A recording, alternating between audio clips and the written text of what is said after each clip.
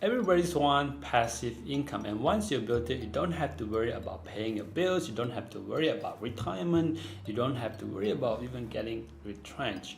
And there are many ways to build passive income. You can buy a property and lease out, collect rental income, or you can simply invest your money in the stock market and receive a very steady dividends, or you can even lend out your money by simply buying bonds. And there are tons of ways to do it.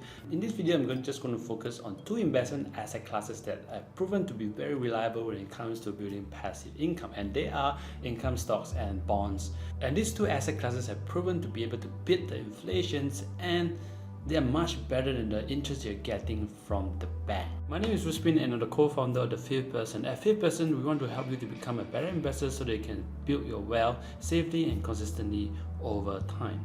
There are three considerations that you need to consider before you invest your money in this investment asset. The first one is going to be the return, and how much return that you can get when you invest in these assets and how reliable they are. And the second one is going to be the risk that you're going to take.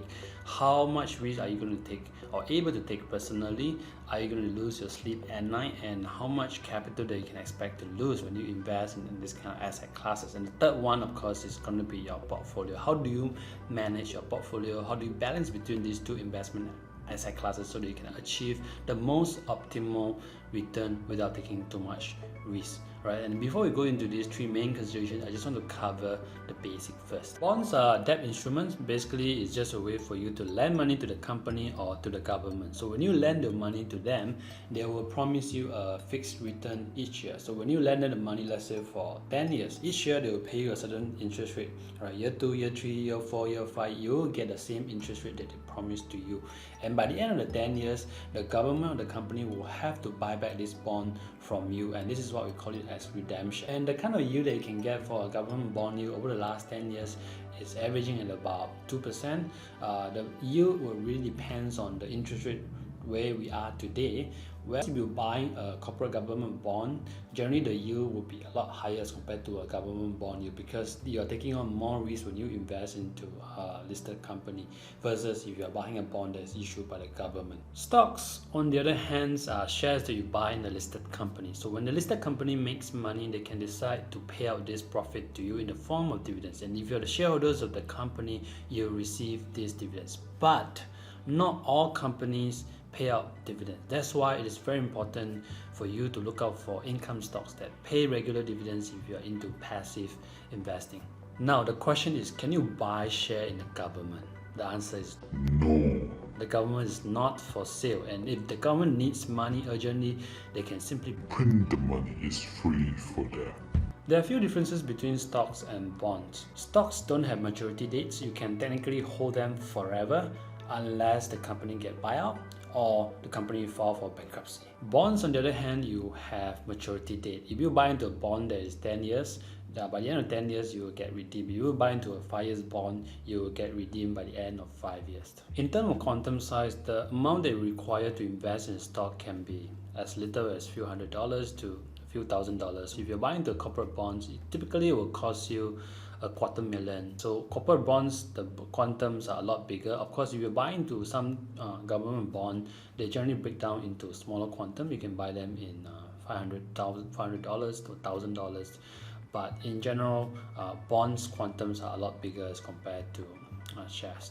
Another big difference between stocks and bond is the exchange. If you want to buy a stock, you can simply go to your brokerage account and log in, and you can buy any stocks that you want, right? So the prices and the liquidities are very transparent, right? And if you look at the bonds, bonds are generally traded over the counter. What this means is that you need to call your banker or dealer when it comes to buying or selling. Increasingly, we are also seeing more players coming to the market by making bond investing a lot easier for you and I. Okay, so we have bonds ETF that basically is an exchange traded fund that hold a basket of corporate bonds or government bonds, and they actually float this exchange traded fund into the market so that you can buy this ETF as and when you want to from the exchange. We are also seeing more platform that is coming to the market by allowing you and I to buy and sell bonds at a lower quantum and at a higher transparency. So we have bond supermart in Singapore, we have market access in the US that allows us to buy and sell bonds easily. Now let's cover the 3 important considerations that you need to consider before you put your money in these instruments. The first one is the return, right? So if you invest into bonds, you don't really expect a high return, because when you invest in a bond, you get a fixed return, you don't really get to enjoy the upside.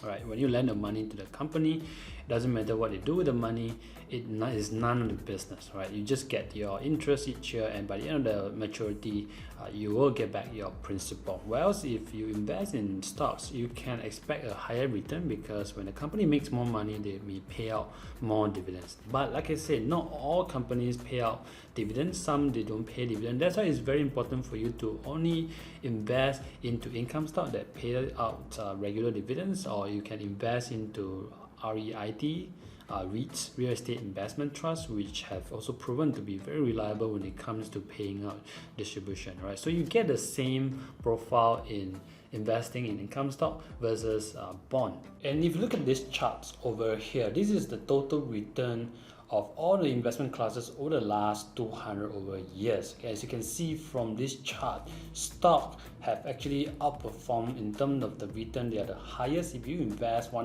in 1801 and you hold it until 2014, you will get close to $1 million.